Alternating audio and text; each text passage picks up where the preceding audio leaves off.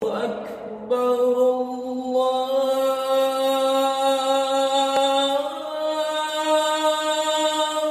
أكبر.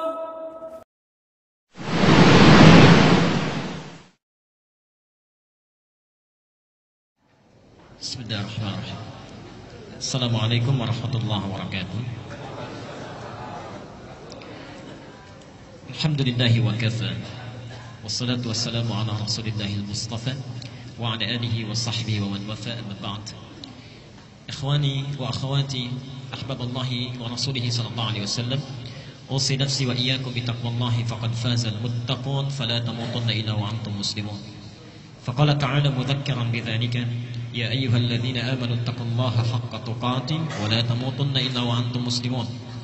وقال: يا أيها الناس اتقوا ربكم الذي خلقكم من نفس واحدة وخلق منها زوجها وبث منهما رجالا كثيرا ونساء واتقوا الله الذي تساءلون به والأرحام إن الله كان عليكم رقيبا.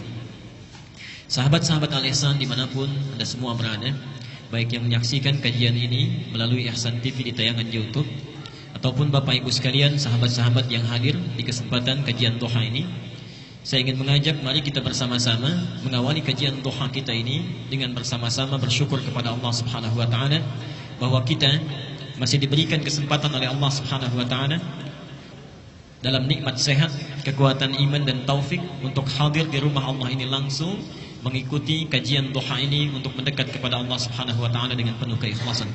Kita bermohon semoga amalan kita hari ini dicatat sebagai bagian amal soleh yang akan menjadikan dan memberatkan timbangan mizan kita di akhirat nanti. Bapak Ibu sekalian, bila kita menjadikan kegiatan ini sebagai amal soleh, sekiranya apa janji Allah yang sudah disampaikan dalam Al-Quran? Saya mohon maaf ya, ini saya sampaikan untuk memperbaiki niat kita dulu. Jangan-jangan ada di antara kita yang hadir ke masjid ini hanya sekedar ingin bertemu dengan kawannya, sekedar ingin bertemu dengan teman-temannya, ingin tahu ustadznya, ingin bertemu dengan teman kerabatnya. Maka mulai masuk ke ruangan ini, di rumah Allah ini, perbaiki niat kita semuanya lillah karena Allah. Jadikan sebagai amal soleh. Kalau itu kita lakukan, perhatikan janji Allah. Quran dulu, tercantum di surah ke-16 An-Nahl ayat 97. Quran surah An-Nahl surah ke-16 ayat 97. Man 'amila shalihan min dzakarin aw untha wa huwa mu'minun falanuhyiyannahu hayatan thayyibah. Subhanallah. Siapa saja yang beramal saleh, melakukan satu amalan kebaikan karena Allah, baik lelaki ataupun perempuan, yang amalnya didasari karena iman kepada Allah Subhanahu wa taala, bukan karena yang lain. Perhatikan janji Allah, itu langsung menggunakan huruf fa, bukan waw, bukan thumma, tapi fa. Perhatikan bedanya huruf ini dalam tafsiran bahasa Arab. Kalau menggunakan huruf waw, itu bisa jadi ada jeda yang sangat singkat.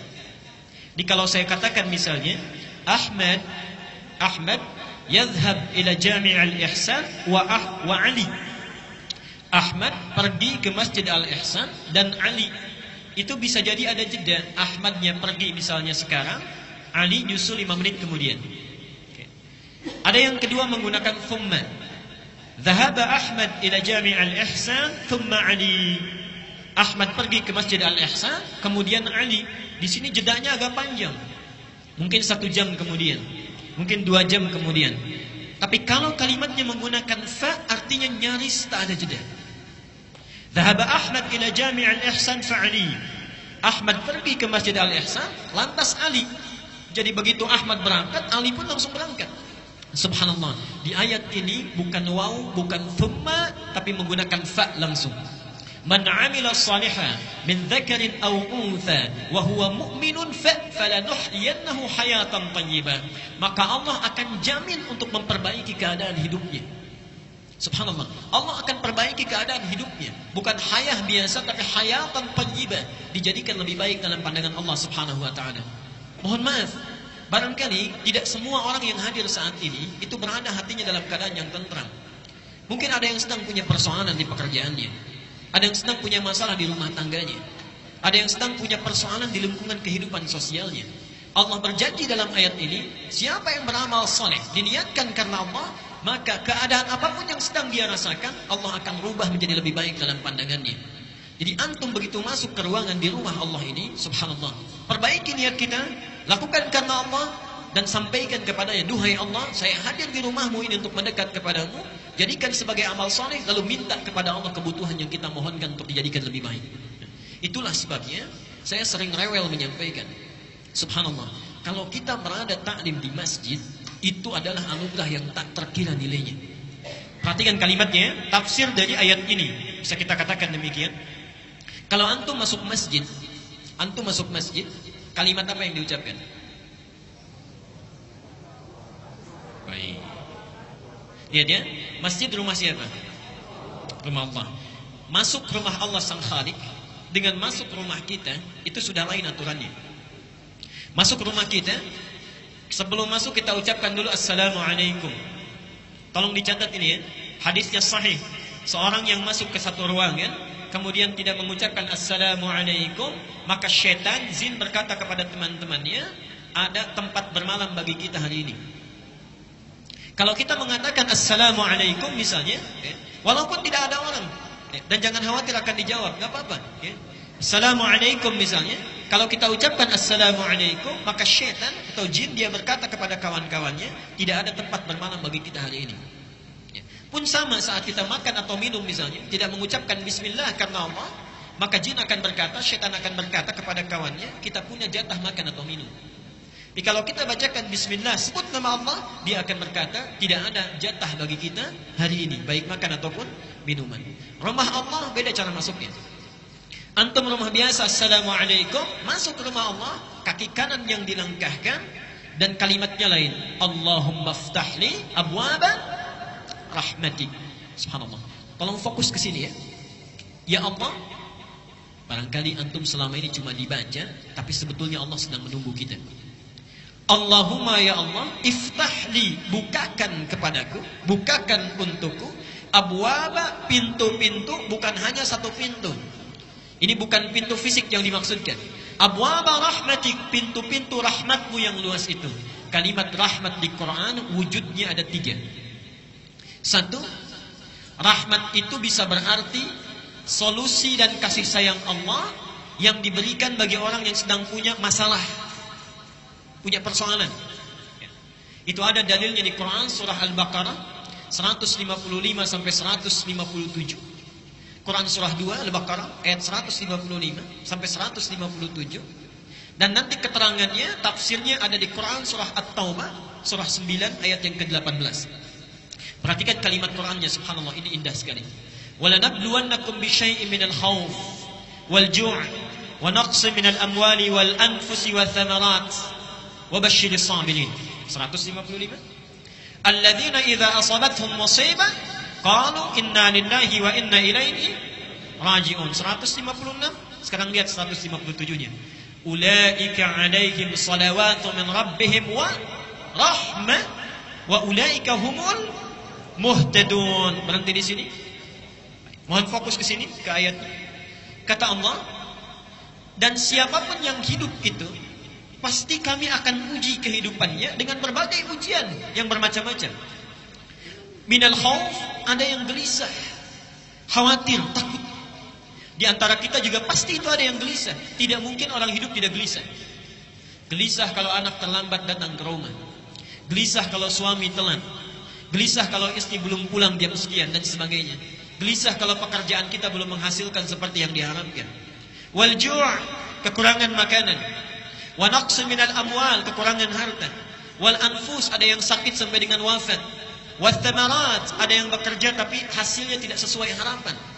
Pasti kita akan alami itu. Seakan-akan, mohon maaf, manusia itu tidak akan luput dari masalah. Tidak ada orang hidup tidak punya masalah. Kata Allah, wabashiris sabirin, berikan kabar gembira kepada orang yang sabar saat dia menerima ujian itu. Siapa mereka? Alladzina idza asabathum musibah qalu inna lillahi wa inna. Perhatikan rumusnya. Kita qalu di sini bukan hanya berkata, bukan. Kata qaul itu juga bisa berarti meyakini. Meyakini dengan sangat yakin. Jadi kalau antum sedang punya masalah, rumus cepatnya jangan mengeluh. Mengeluh itu tidak menyelesaikan persoalan. Antum datang ke sini ada macet, terjebak lampu merah. Antum keluh kesah sana sini, memarahi lampu, itu tidak akan berubah, tetap merah. Kita menggerutu, situasi tidak akan berubah. Jalan yang pertama kita lakukan, qalu inna lillahi wa inna ilaihi rajiun. Subhanallah, alhamdulillah, Allah sudah mengatur ini. Memang ini jalannya yang harus saya lalui. Kalau seseorang mendekat kepada Allah, lahir ketenangan dalam jiwanya. Kalau dia sudah tenang, dekat dengan Allah, perhatikan 157-nya. Ulaika alaihim salawatu min rabbihim. 1. Orang-orang yang punya sikap seperti ini dipuji oleh Allah. Wa rahmah, kalau sudah dipuji diberikan rahmat. Apa bentuk rahmat itu? Wa ulaika humul muhtadun, diberikan solusi, petunjuk untuk menyelesaikan seluruh masalah-masalahnya. Subhanallah. Bapak Ibu sekalian, ketika antum masuk ke masjid, awas, di antara kita barangkali ada yang lupa. Dibuka pintunya, mengucapkan Allahumma ftahli abwaba rahmatik, bukakan pintu-pintu rahmatmu ya Allah. Ayat ini seakan-akan memberikan kesan Allah sedang menunggu kita punya persoalan apa. Diseakan-akan Allah ini, di rumahnya ini sedang menunggu. Adakah di antara kita yang sedang gelisah hatinya? Adakah yang punya persoalan di pekerjaan dan hartanya? Adakah yang sedang sakit ingin meminta kesembuhan? Adakah yang sedang punya persoalan omsetnya barangkali tidak naik, stagnan, terus turun dan sebagainya? Antum masuk ke ruangan masjid, Allah sudah tunggu. Jadi kalau kita sudah berada di dalamnya, tunaikan salat 2 rakaat, duduk sibukkan diri kita untuk meminta kepada Allah Subhanahu wa taala. Orang yang minta diberi nama dengan muhtadun, kalau sudah diberikan diberi nama dengan muhtadin. Lihat di surah At-Taubah ayat ke-18 tadi, tafsirnya. Innama ya'muru masajidallahi man amana billah wa aqama as-salat wa ata az-zakat wa lam yakhsha illallah fa 'asa ulaika ay yakunu minal muhtadin. Yang memakmurkan masjid Allah itu kalangannya terbatas. Kalangannya terbatas, subhanallah. Itu hanya orang-orang yang yakin kepada Allah, menunaikan salat dengan konsisten, tunaikan zakatnya dengan baik, tidak pernah takut kecuali hanya pada Allah Subhanahu wa taala. Subhanallah, kata Allah, fa'asa ulaika ayyakunu minal muhtadin. Asa beda dengan la'alla. Kalau la'alla itu berjuang keras dulu baru dikasih. Karena itu ketika Allah menurunkan ayat tentang puasa di Ramadan, itu ujungnya ditutup dengan la'allakum. Terulang sebanyak 59 kali dalam Al-Quran. La'allakum itu artinya sesuatu baru diberikan kalau dia serius. Kalau serius. Karena itu jangan harap setiap orang yang puasa itu bisa takwa, belum tentu. Ketika la'allakum tattaqun menutup ayat Al-Baqarah 183, seakan-akan ada kesan yang bisa jadi takwa itu hanya orang yang serius puasanya. Yang tidak serius belum tentu dapat. Mungkin awal-awal puasa salatnya di saf terdepan, selesai puasa, maaf, masjidnya pun bisa tidak hafal. Mungkin bisa begitu. Hanya orang serius yang mendapatkannya. Tapi kalau antum bisa mendawamkan ke masjid, baru masuk saja, bahasanya bukan la'alla, asa. Asa itu kalau kita lakukan dengan yakin, Allah cepat kasih. Allah cepat kasih. Jadi mohon maaf ini ya, kalau antum sudah di masjid, ayo sibukkan. Sibukkan dengan mendekat kepada Allah. Peluangnya ada, antum sedang dinanti ini. Jangan kita menyibukkan diri dengan mengobrol, membicarakan keburukan orang lain dan sebagainya. Sudah, duduk di masjid, sibukkan meminta kepada Allah.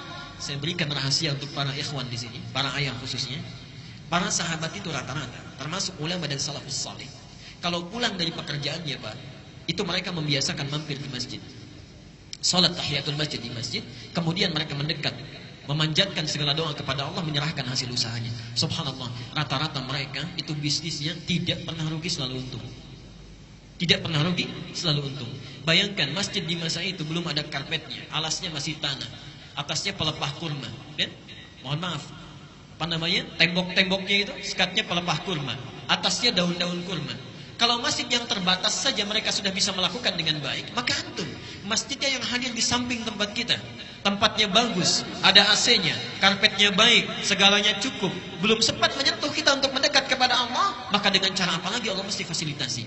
Itu bagian yang pertama.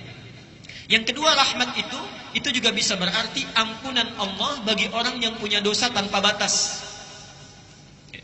Bagi orang yang punya dosa yang berlebih.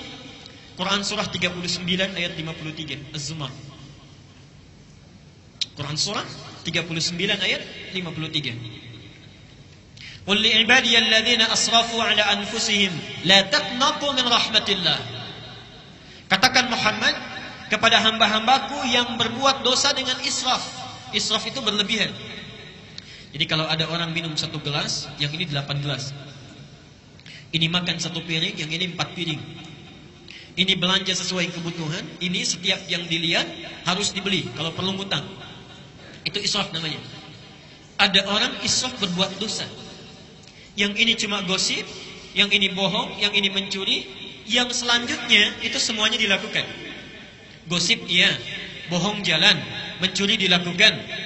Terpikir dia untuk tobat, datang ke rumah Allah misalnya, dibuka pintu masjid, langkahkan kaki kanan, diucapkan Allahumma ftah li abwaaba rahmatik. Berlaku ayat ini, la taqnatu min rahmatillah, jangan putus asa dari rahmat Allah. Ketika antum masuk ke sini, seakan-akan itu Allah sedang menunggu. Kalau bahasa bebasnya, Anda merasa punya salah apa? Punya dosa apa? Dan saya sangat punya keyakinan tidak ada di antara kita yang bebas dari dosa. Tidak ada. Bahkan kadang-kadang dalam ngaji pun kita masih ada dosanya. Karena itu ketika antum masuk, manfaatkan, minta mohon ampunan kepada Allah. Dan yang terakhir, rahmat itu juga bisa berarti karunia Allah yang berlimpah tanpa batas. Di dunia disebut dengan Rahman, di akhirat disebut dengan Rahim. Dan itu kita mintakan minimal 17 kali dalam sehari. Setelah Alhamdulillahirrabbilalamin, apa yang kita baca? Ar-Rahmanir-Rahim. Jadi mohon maaf, sunnahnya nanti dengan siapapun antum mengaji, kalau sudah masuk masjid, minta kepada Allah kemuliaan, Allah sedang menunggu, langsung sibukkan. Kalau kita tidak meminta kebaikan dari persoalan kita, minta diselesaikan. Yang kedua, minta ampunan dari dosa yang kita miliki. Dan yang ketiga, antum punya persoalan apapun dunia, mohonkan rahmat Allah Subhanahu wa taala. Semoga Allah memberikan kebaikan kepada kita dengan itu. Baik. Bapak Ibu sekalian, khususnya hari ini saya mohon kepada Bapak Ibu sekalian, perbanyak amal soleh kita. Jangan hanya dengan ta'lim saja. Pulang ke rumah, tingkatkan amal yang lainnya, jamaahnya, salatnya, tilawah Qur'annya. Kenapa? Karena nanti kita akan buka kajian kita ini dengan menyampaikan hadis Nabi Muhammad SAW tercantum di Sahih Al-Bukhari nomor hadis 518. Dan isi hadis ini hanya akan datang setahun sekali. Antum, saya, kita semua belum tentu bisa hidup sampai tahun depan. Kalau sudah sadar tidak mungkin hidup sampai tahun depan, belum tentu masanya, maka yang ada di hadapan kita jangan disia-siakan. Apa bunyi hadisnya? An Ibnu Abbas radhiyallahu anhuma. Hadis ini diriwayatkan oleh Ibnu Abbas, Abdullah bin Abbas. Semoga Allah memberikan ridha kepadanya dan kepada ayahnya Abbas. Qala, beliau menyampaikan, qala Rasulullah sallallahu alaihi wasallam, Rasulullah sallallahu alaihi wasallam bersabda, "Ma min ayyamin al-'amalu as-salihu ahabbu ila Allah fiha min hadhihi al-ayyam al-'ashr." Kata Rasulullah sallallahu alaihi wasallam, saya terjemahkan dulu bagian dari hadisnya. Tidak akan ditemukan hari-hari dari sepanjang hari yang dilalui oleh manusia setiap tahunnya, yang kalau kita beramal soleh di hari-hari itu, subhanallah, amal soleh kita akan sangat dicintai, diistimewakan, dilipat gandakan pahalanya oleh Allah dibandingkan hari-hari biasa. Itulah 10 hari pertama di bulan Dzulhijjah. 10 hari pertama di bulan Dzulhijjah. Kalau kita bertanya berapa gambaran pahalanya, perhatikan, sahabat memberikan ilustrasi. Qalu, para sahabat bertanya, "Ya Rasulullah, wahai Rasulullah, walal jihadu fi sabilillah?" Apakah jihad fi sabilillah tidak mampu menandingi pahalanya kalau kita beramal di 10 hari pertama Dzulhijjah ini dengan keutamaannya? Qala Rasulullah sallallahu alaihi wasallam, dijawab oleh Nabi sallallahu alaihi wasallam, "Walal jihadu fi sabilillah." Bahkan jihad fisabilillah pun tidak bisa menandingi keutamaan amal soleh di waktu ini, illa rajulun, kecuali bila ada seseorang kharaja bi nafsihi wa malihi, yang dia berjuang dengan jiwa dan hartanya, thumma lam yarji' bidzalika min syai', kemudian dia tidak kembali lagi setelah dia berjihad, itu artinya wafat. Jadi kalau antum melakukan amalan kebaikan saat ini, kemudian kita perbanyak amal soleh kita, itu nilainya lebih tinggi dibandingkan fi sabilillah, kecuali kalau ada orang yang beramal satu amalan ini, dia masih unggul, yaitu yang berjihad dengan harta dan jiwanya sampai dia wafat. Maaf ya, saya berikan gambaran dulu sebentar. Ini penting, saya khawatir terlewat ya. Kalau antum masih belum termotivasi sekiranya untuk beramal, memperbanyak amalan, ayo saya berikan gambaran sederhana saja. Sekarang masing-masing tanyakan pada diri kita, berapa usia kita? Oke? Dijawab masing-masing saja. Saya tahu rata-rata 17 tahun ke atas ini. Oke? Misal, ambil rata-rata 40 tahun. Penelitian menunjukkan, dan sering saya sampaikan ini, setengah usia manusia itu dipakai tidur. Dipakai tidur. Jadi kalau orang usia 40 tahun, yang tidur berapa tahun? Sisanya beraktivitas. Baik. Makannya, minumnya, salatnya, ngobrolnya, bekerjanya, termasuk maksiatnya ada di sini. Maaf, kalau antum wafat hari ini, misal detik ini pas misalnya wafat kita, baik. Kira-kira rumah kita yang kita bekerja keras puluhan tahun untuk dibangun itu dibawa tidak? Tidak, baik. Mobil dibawa? Handphone? Baik. Kalau tidak, diinfakkan aja di sini ya, supaya bisa ditukar. Baik. Amal soleh ya. Yang dibawa apa? Amal soleh. Ibadah kan? Baik, ibadah. Saya mau tanya, dari 20 tahun beraktivitas, yang jadi ibadah berapa tahun? Ambil setengahnya misal, 10 tahun. Artinya, awas, hati-hati. Masih sempat kita bisa tertawa. Hati-hati. Jangan-jangan kita wafat, bekal kita belum cukup. Orang yang usia 40 tahun saja, amalan yang mungkin dibawa menghadap kepada Allah itu cuma 10 tahun. Diterima tidak? Belum tentu. Baik. Syarat diterima amalan itu ikhlas. Wa ma umiru illa liya'budullaha mukhlishina lahuddin. Dari 10 tahun yang ikhlas berapa tahun? Misal setengah, 5 tahun, misal 5 tahun. Jadi orang yang hidup dengan usia 40 tahun, itu potensi amal produktif yang dibawa saat dihisab menghadap Allah itu cuma 5 tahun. Dosanya berapa tahun? Subhanallah. Gak usah banyak-banyak ya, gak usah banyak-banyak. Misal, dosanya 10 tahun. Yang dibawa cuma 5 tahun. Dan kita sudah paham bahwa amal yang ini tidak akan cukup menutup dosa-dosa kita. Dan kita yakin bahwa orang yang kurang amal baiknya, lebih banyak amal jeleknya, itu pasti muaranya jelek. Kita yakin kita akan wafat, kita yakin ada neraka, yakin masih ada surga. Kata Ali bin Abi Thalib, manusia itu aneh katanya. Dia yakin dia akan wafat, tapi tidak pernah serius menyiapkan bekal untuk wafatnya. Dia yakin adanya surga, tapi dia selalu melakukan amalan yang menjauhkan dia dari surga. Dan yang lebih hebat, dia yakin dengan adanya siksa neraka, tapi selalu melakukan amalan yang menjerumuskan dia ke neraka. Dan yang lebih luar biasa menurut saya, orang yang sudah sadar amalnya kurang masih bisa senyum, masih bisa tertawa, masih sempat-sempatnya bercanda membicarakan keburukan orang lain. Antum ada di mana? Kalau kita memang menyadari bahwa usia kita yang dulu itu pernah disia-siakan, setidaknya yang di hadapan kita sisa waktunya jangan dibuang lagi. Kita cuma punya bekal ini misalnya, kita sadar kita akan wafat. Demi Allah saya katakan, sekarang hari Ahad 2 hari lalu, itu saya baru menunaikan sholat jenazah di Masjid Agung di Pandeglang. Saya uraikan di beberapa tempat sampai tadi pagi di Baitur Rahim. Pak, itu yang wafat bukan ulama, bukan ustaz, bukan kiai. Seperti antum pekerja biasa, pengusaha, pebisnis, punya jabatan juga. Subhanallah, saya sampai terkagum-kagum. Karena beliau itu walaupun bukan ustaz, bukan ulama, bukan kiai, yang menyolatkan Pak di Masjid Agung sampai luber keluar. Masjid Agung cukup luas tempatnya, sampai luber keluar, tempatnya luar biasa. Subhanallah, saya bertanya pada hati saya, kalau saya diwafatkan sekarang, siapa yang akan menyolatkan saya? Siapa yang mengantarkan saya?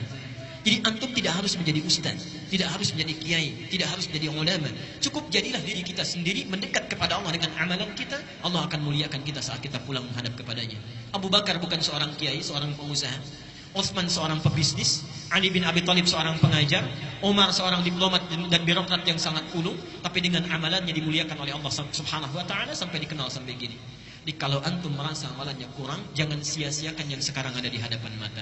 Kata Nabi, siapa yang beramal di 10 hari pertama Dzulhijjah dilipat gandakan bahkan minimal sama dengan jihad fi sabilillah. Jadi maksudnya kalau antum beramal sekarang bisa, mohon maaf, tilawah Quran saja. Sebelum Dzulhijjah kita baca Quran, berapa satu huruf kebaikannya, pahalanya? 10. Hadis At-Tirmidzi nomor hadis 2910. Siapa yang baca satu huruf saja Quran, dia dapat 10 kebaikan. Tapi kalau kita baca Quran di 10 hari pertama Dzulhijjah ini, subhanallah, berlaku kaidah dalam hadis, kalau disebutkan jumlahnya secara real, itu berarti batas minimalnya.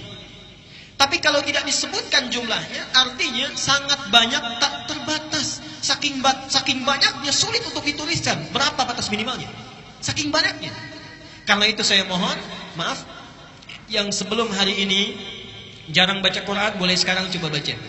Sebelum ini cuma 1 halaman, tingkatkan 1 lembar. Sebelum ini infak misalnya, ada infak 10.000, sekarang tingkatkan 15.000 misal.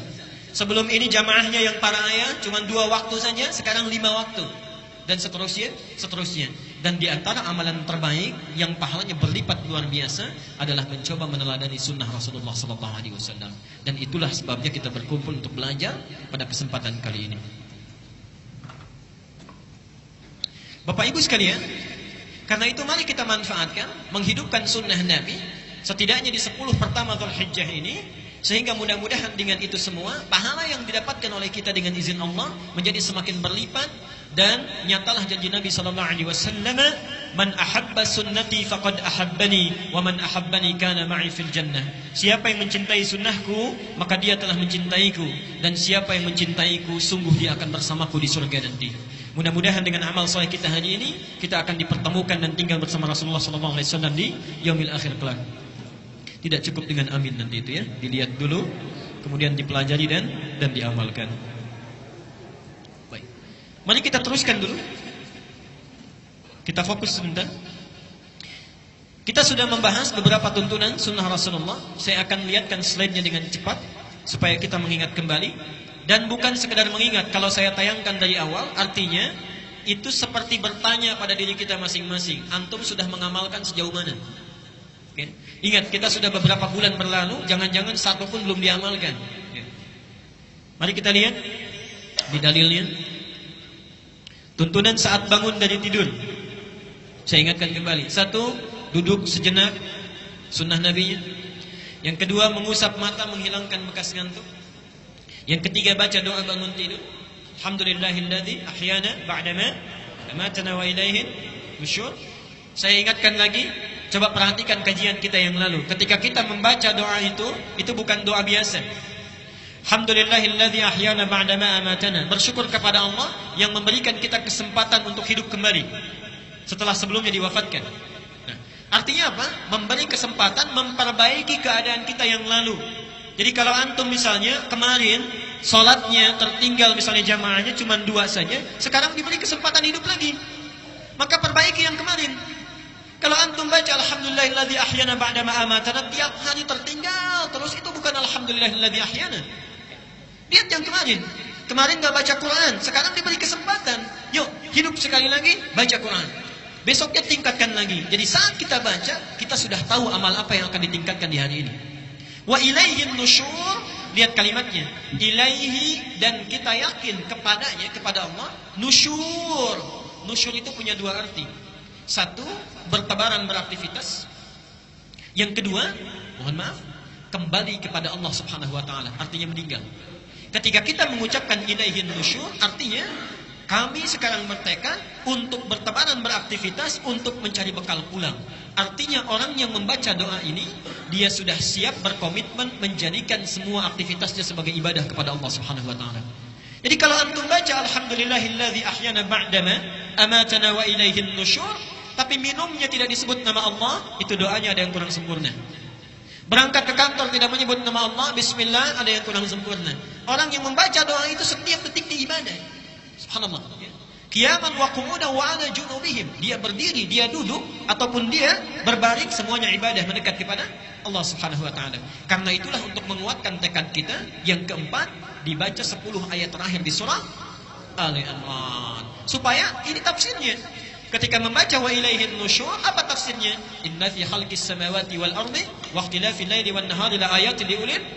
Seterusnya, alladzina yadhkuruna Allaha qiyaman wa qu'udan wa 'ala junubihim. Subhanallah. Jadi antum kalau baca doa ini, para ayat, berangkat ke kantor, bismillah, jadikan ibadah. Macet bismillah, baca Quran bismillah, minum bismillah, semua jadi ibadah. Kalau antum tinggalkan ini rugi kita. Rugi kita, tidak jadi amal soleh. Wal 'asr innal insana lafi illa alladzina wa amilus solihat. Kalau aktivitas kita tidak jadi amal soleh, walaupun kita beriman, rugi kita karena tidak mendapatkan bekal yang cukup untuk pulang. Hadisnya sudah saya sebutkan. Yang selanjutnya, saya teruskan dulu pelan-pelan ya untuk mengingatkan. Amalan selanjutnya, kalau sudah keluar dari tempat tidur, mencuci kedua telapak tangan dulu, kemudian bersiwak, berwudu dengan sempurna, atau kalau yang memiliki hajat, dia bisa melakukan mandi janabah. Kemudian setelah itu bangun di pertengahan malam. Ingat, bangunnya bukan kesiangan ya. Sunnah Nabi, harus saya ingatkan dulu, keluar kamar mandi, penting dicatat, ini bukan kesiangan setelah subuh baru bangun, bukan ya.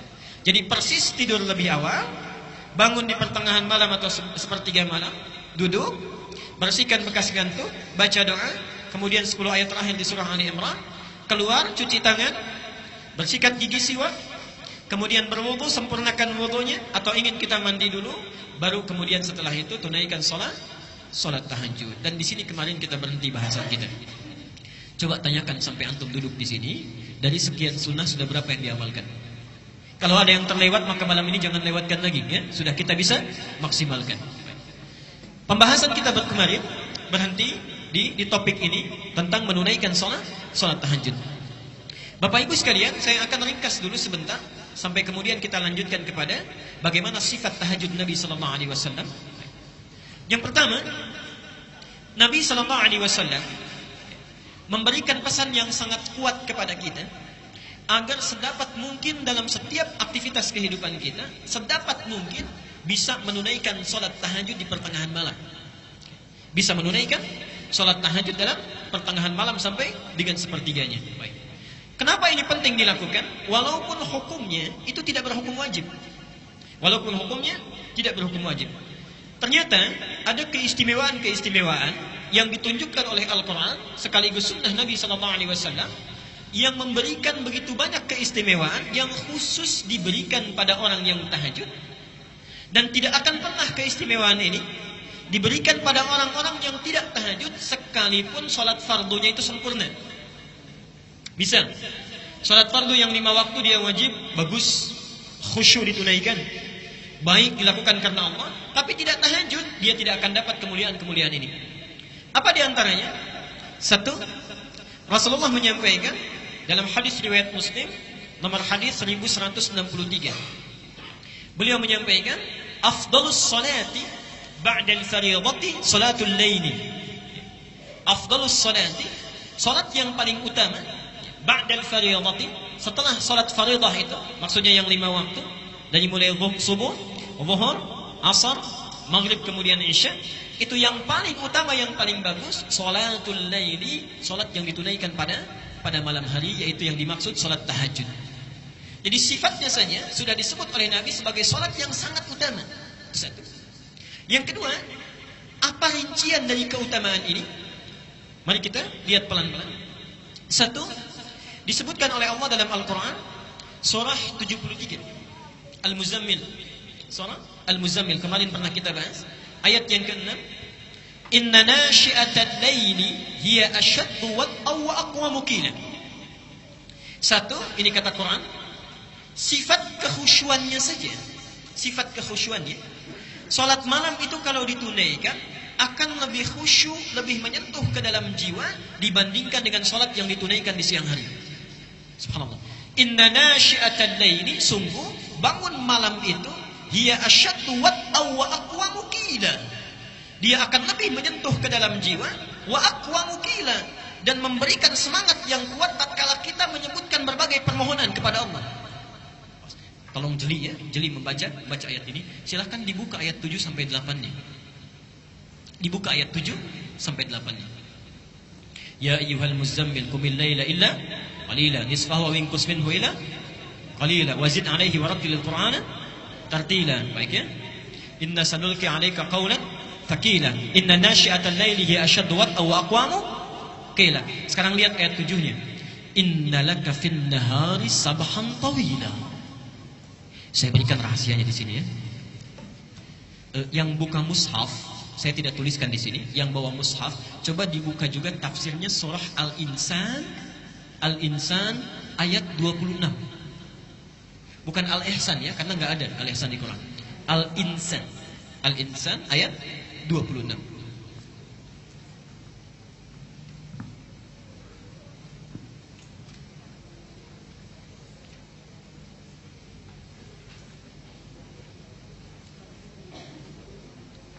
Saya akan tunjukkan betapa Allah menyindir kita dengan bahasa yang sangat halus sekali.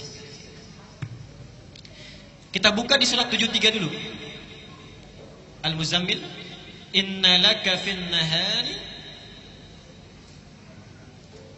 Lihat sini rumusnya, saya garis bawahi. Sabhan tawila. Ini. Lihat sini. Ini yang di Al-Muzammil ayat ke 7. Oke? Sungguh kata Allah, inna laka fin nahari, sungguh engkau itu pada saat siang sabhan tawila, begitu banyak dan sibuk betul aktivitasnya. Kalau bahasa bebasnya, subhanallah, kamu itu betapa sibuknya pada saat siang. Pekerjaannya untuk kehidupan dunia kita saja. Kerja, sana sini, makan, minum, bahkan tidur dan sebagainya. Jadi siang itu seakan-akan tidak ada waktu untuk Allah. Paling cuma 1 menit, 2 menit, 5 menit, 10 menit. Kadang-kadang sholatnya juga kalau ada rapat buru-buru. Ibu juga misalnya sedang sholat, dengan ada diskon, kadang-kadang buru-buru. Ya? Subhanallah. Innalaka fin nahari sabhan tawila. Kata Allah, kamu itu saat siang begitu sibuk luar biasa. Wadhkur isma rabbika wa tabattal ilaihi tabtila. Subhanallah. Perhatikan di sini ya. Kata Allah, kenapa tidak luangkan waktu sedikit saja di malam hari agar engkau bisa berzikir kepadaku? Siang hari kita sibuk dengan makhluk, kapan waktunya untuk sang Khalik? Sedangkan setiap waktu Allah memperhatikan kita. Dan hebatnya manusia, kalau lagi butuh cepat ke Allahnya minta gitu kan? Allah menyindir kita dengan sangat halus. Anda itu siang kok sibuk sekali. Kalau malam dipakai apa? Sudah siang sibuk, malam tidur juga. Siangnya sibuk, wa ja'alna an-nahara ma'asha, sibuk beraktivitas, malamnya tidur. Cita-cita masuk surga. Cita-cita masuk surga. Kata Allah, subhanallah, wadhkur isma rabbika wa tabattal ilaihi tabtila. Kenapa tidak luangkan waktu sedikit saja untuk menyebut nama Tuhanmu, mendekat kepada Allah? Baik. Nah, disebut di ayat lain di Al-Insan itu, di Al-Insan, maaf, ayat ke-26. Perhatikan di situ. Wa minal laili fasjud lahu wasabbihhu lailan tawila. Lailan tawila. Dan di antara sementara malam, tidak usah semuanya. Allah nggak minta kita semua malam, tidak. Sedikit saja kita bangun. Kemudian sujud kita, salat pada Allah. Wasabbihhu, dan banyak bertasbih menyebut namanya. Lailan tawila. Lihat sini sebentar. Garis bawahi dulu. Saya tidak akan menafsirkan yang ini dulu. Saya akan tafsirkan yang ini dulu. Bapak Ibu sekalian, perhatikan bedanya Allah dengan makhluk, sang Khalik dengan makhluk. Kalau makhluk minta, manusia minta, biasanya setiap permintaan dan perintahnya itu harus ada kompensasi, timbal balik. Sifat kedua, kalau diminta sekali masih mungkin beri, walaupun kemungkinannya juga belum tentu diberi. Walaupun kemungkinannya belum tentu diberi. Pak, boleh minta kertas 1? Mungkin diberi. Boleh minta handphonenya? Belum tentu diberi, baik kan? Belum tentu diberi. Minta sekali diberi, kedua kali belum tentu diberi, 3 kali bisa marah. Sang Khalik lain, diminta sekali senang, 2 kali lebih senang, berkali-kali sangat senang. Tidak minta malah marah, tidak minta malah marah. Dan hebatnya ketika Allah menyindir kita untuk coba bangun sedikit saja, tujuannya bukan supaya kita menunaikan sholatnya, bukan. Tapi Allah tahu bahwa barangkali saat kamu sibuk itu kamu punya banyak masalah. Subhanallah. Ini sindiran sangat halus sekali, seakan-akan dengan sifat rahmatnya. Hai hambaku, barangkali engkau saat sibuk di siang hari, waktu kamu itu padat, barangkali punya masalah. Coba bangun sedikit saja, saya selesaikan masalah yang kamu miliki pada saat siang itu. Apa masalahnya? Coba lihat. Satu, lihat kata Allah pahalanya Al-Isra ayat 79 sampai 82. Saya cepat, saya uraikan pertemuan yang lalu. Satu, wa minal laili fatahajjad bihi nafilatan laka asa. Satu, ayyab'atsaka rabbuka maqaman mahmuda. Allah akan angkat derajat, karir, pekerjaan orang yang punya masalah ditempatkan di karir terbaik. Seakan-akan saat malam antum sibuk kalau bekerja siang hari, malam itu ditunggu. Ada nggak yang punya masalah di pekerjaannya? Wa qur rabbi adkhilni mudkhala sidqin. Ya Allah, mohon bimbing kami memulai pekerjaan ini dengan baik. Orang yang tahajudnya itu bangun dia ditunaikan, maka Allah akan bimbing dia mengawali aktivitasnya dengan bimbingan terbaik. Wa akhrijni mukhrajas sidqin. Subhanallah. Kalau dia memiliki kesulitan dimanapun itu, misal di pekerjaan, misal di rumah, misal dalam kehidupan harian, itu dibimbing oleh Allah, dilepaskan dari segala persoalan yang dialami. Waj'alni min ladunka sultanan nasira. Kalau diganggu oleh orang lain, langsung Allah yang menolongnya. Pak Ibu sekalian, kita ini aneh. Kita merasa punya kesulitan, Allah sudah menunggu kita, tapi kita abai. Padahal ketika Allah minta kita bangun, nggak usah banyak-banyak, sedikit saja. Saya tahu kamu sibuk nanti siang hari. Bangun sebentar saja. Kalau kamu bangun, silahkan punya persoalan apa. Saya selesaikan setiap persoalan yang engkau bawa saat siang ini. Kalau orang sudah merasa kenikmatan dengan tahajud, maka sifatnya akan lain. Dia satu kali bangun misalnya, diberikan oleh Allah anugerah tahajud, ada kenikmatan di dalamnya, dipuji oleh Allah, mendapatkan keutamaan kebaikan. Ketika kenikmatan dunia saja sudah dirasakan, subhanallah, lihat. Wa qul ja'al haqqu wa zahaqal batilu innal batila kana. Begitu tahajud dia diberikan janji Allah dengan pasti, yakin di situ. Dia katakan, benar ternyata janji Allah. Dinikmati tahajudnya, malam tadi yang cuma 2 rakaat, besoknya lailan tawila. Jadi yang ini menunjuk kepada orang yang berhasil tahajudnya, yang tadinya sabhan tawila, sekarang dibalik sabhan tawila siangnya, lailan tawila malamnya. Jadi kalau orang tahu tentang hikmah dan hukum tahajud serta keistimewaannya, niscaya orang tidak akan pernah tidur pulas setiap malamnya. Pasti bangun. Pasti bangun. Saya teruskan sebentar. Yang selanjutnya, orang tahajud itu, satu, disebut sifat sholatnya akan lebih khusyuk. Yang kedua, mendapat anugerah kebaikan saat di dunia. Yang ketiga, langsung dipuji oleh Allah di Az-Zumar, Quran surah 39 ayat 9. Amman huwa qanitun ana al-laili sajidan wa qa'iman yahdharu al-akhirah wa yarju rahmat rabbih qul hal yastawi alladhina ya'lamuna wal ladhina la ya'lamun. Adakah sama di antara orang-orang yang suka bangun malam dengan khusyuk kemudian sujud berdiri lama karena Allah dengan orang-orang yang tidak beriman? Sedangkan orang-orang yang bangun di malam hari ini, satu, dia takut kalau di akhirat dia tidak akan selamat. Yang kedua, dia mengharap rahmatnya Allah. Jadi diberi kesempatan oleh Allah, setiap bangun kamu mau minta apa? Mau minta apa? Hadisnya qudsi bahkan. Ya ibadi, wahai hambaku, siapa yang kemudian meminta kepada Allah, aku akan berikan. Siapa yang memohon akan dikabulkan. Siapa yang beristighfar mohon ampunan akan diampuni pada saat ini. Subhanallah. Dan yang terakhir, ini tolong catat dengan baik ya. Allah sediakan surga khusus bagi orang-orang yang selalu mendawamkan tahajud. Jadi ada surga khusus nanti, ada surga khusus ya, tingkatannya yang disediakan bagi orang yang selalu konsisten tahajud. Dalilnya Quran surah 51. 51 kalau dibalik berapa? 15, ayat 15 sampai dengan 18. Ini saya mohon maaf ya, ini ada beda Al-Ihsan dengan di Pandeglang Masjid Agung. Kalau di Pandeglang itu yang disolatkan orang, yang di sini jam. Jadi jamnya udah hilang tuh, ya. Kanan kiri itu. Disampaikan tadi jamnya sudah mati bakal, jadi nggak sempat lihat jam berapa sekarang. Tapi saya teruskan sebentar. Perhatikan ayatnya. Innal muttaqina fi jannatin wa 'uyun. Sungguh ada orang-orang yang bertakwa itu yang tinggalnya nanti di taman surga. Mohon antum dari sekarang siapkan kira-kira surganya mau di mana. Saya ingatkan lagi ya supaya tidak lupa. Surga itu terbagi 4 level di Quran.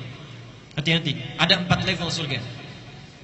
Nanti di setiap level ini sering orang mohon maaf agak keliru memahaminya.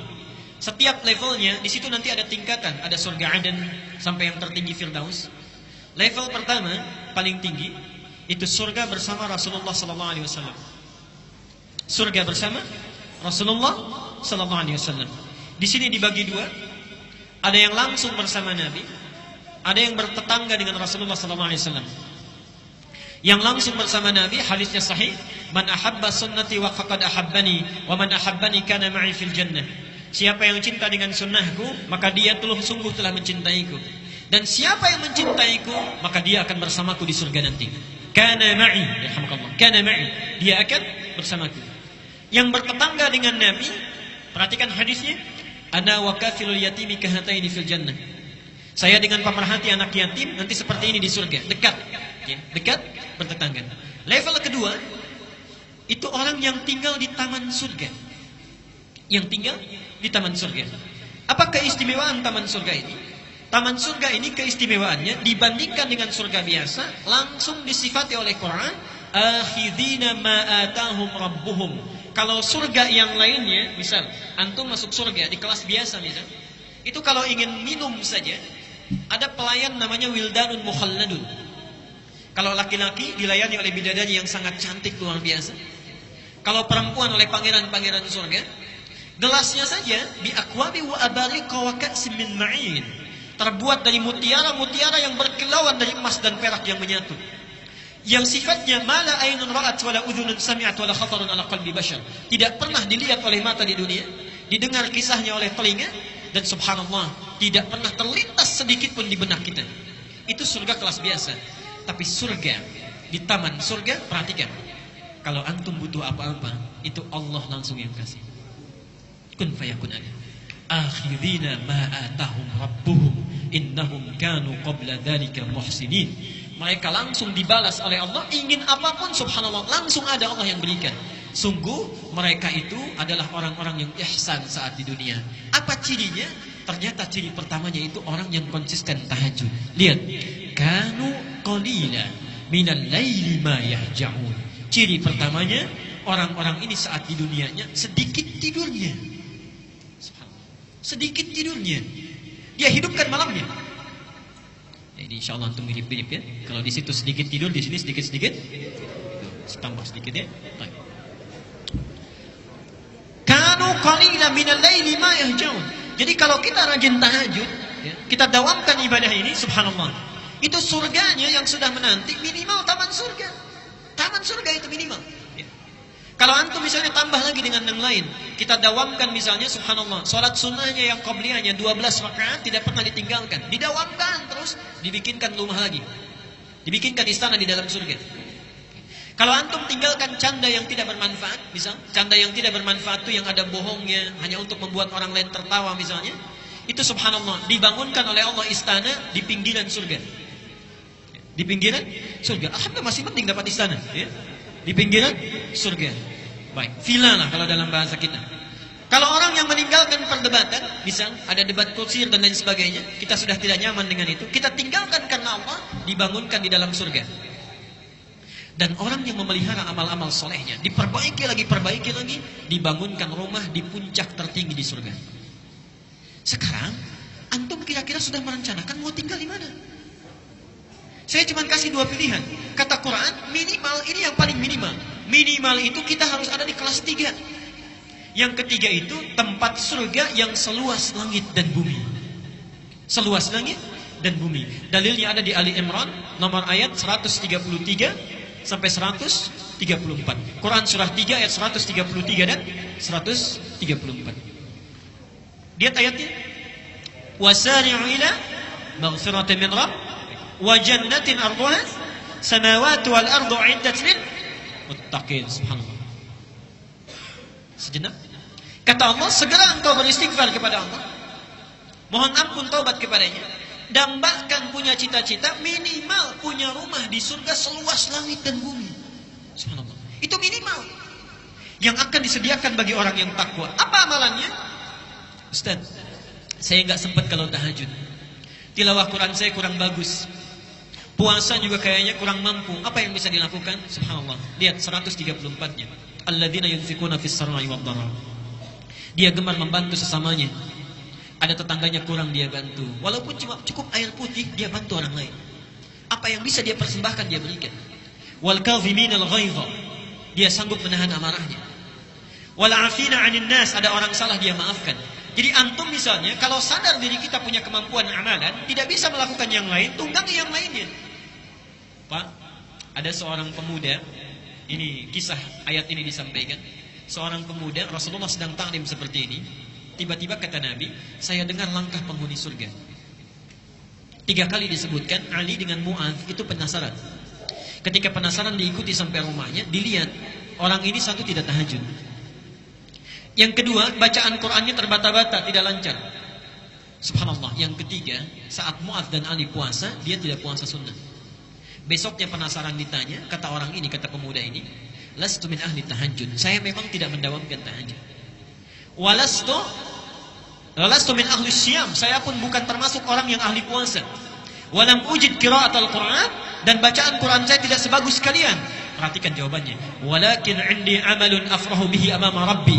Tapi saya punya satu amalan yang saya harapkan banggakan di hadapan Tuhanku Allah Subhanahu wa taala. Apa amalannya? Setiap sebelum tidur berusaha memaafkan orang yang punya salah kepadanya. Berusaha memaafkan orang yang punya salah kepadanya.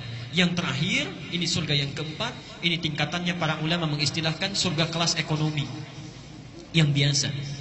Tidak disebutkan bagaimana keutamaannya. Yang penting surga saja, surga saja. Nabi hanya menggambarkan mala ainun ra'at wala udhunun sami'at wala khatarun ala qalbi bashar. Kalau antum bercita-cita dari sekarang, tolong rencanakan kira-kira satu keluarga mau di mana. Awas ya, ini saya serius. Jangan sampai ibunya itu ada di tingkat 3, bapaknya di tingkat 2. Yang menarik, anaknya di tingkat 1. Awas, hati-hati. Berlaku hadis Nabi, saat kita masuk surga, dibukakan pintu surga, itu baru masuk, tempatnya belum. Kita memiliki tempat kita, itu diminta baca Quran dulu. Faqra wa rattil, fa inna akhira qiraatika akhiru manzilatika. Baca Quran yang biasa engkau baca di dunia itu dengan tartil. Kenapa bahasanya ada tartil? Tartil di sini agak panjang, karena ibu bapak sekalian, saya ilustrasikan, dan tidak sesuai gambaran ini dengan kenyataannya nanti, Allahu a'lam. Ketika orang diminta masuk oleh malaikat ke surga, dibukakan pintu surga, ya. Salamun alaikum bima sabartum. Selamat, Anda bisa masuk surga dengan sabar, karena sabar saat di dunia. Udkhuluha bisalamin aminin. Silahkan masuk dengan tentram. Baru masuk. Saat akan naik ke tempatnya di surga, diminta baca Quran dengan tartil. Kenapa bahasanya itu agak lambat kemudian tartil? Subhanallah. Karena orang saat naik ke surga, baru satu tingkat melihat keindahan yang luar biasa. Seakan-akan dia tidak mau cepat-cepat. Ingin dilihat dulu, naik lagi, naik lagi. Fa inna akhira qiraatika akhiru manzilatika. Di akhir bacaan kita, disitulah kita tinggal. Disitulah kita tinggal. Mohon maaf, digambarkan dalam riwayat, banyak orang yang menyesal masuk surga. Orang menyesal masuk neraka, wajar. Tapi masuk surga, ada sesuatu yang aneh. Kenapa menyesal? Yang satu ketika naik, baca biasa 10 ayat, temannya 20 ayat. Begitu berhenti di situ, temannya naik ke atas. Yang satu 30 ayat, temannya naik ke atas. Yang satu lebih tinggi lagi. Awas, jangan-jangan anak antum hafal Quran, antum biasanya baru 10 ayat. Ibunya baru 30 ayat. Anaknya sudah di atas, orang tuanya masih di bawah. Sedangkan Allah menawarkan saat kita di dunia. Surah 53 ayat 21. Allah menyediakan satu surga untuk keluarga besar. Walladzina amanu wattaba'athum dzurriyyatuhum biimanin alhaqna bihim dzurriyyatahum. Dan para orang tua yang beriman, kalau diikuti oleh anak cucunya baik seluruhnya, maka kami akan himpun mereka di satu tempat di surga langsung. Satu tempat di surga. Baik. Karena itu saya mohon, saat ini kalau kita belajar tahajud, bapak kalau bangun jangan sendirian, Pak. Lihat, rencanakan dengan istri, Ma, kita bangun malam ini.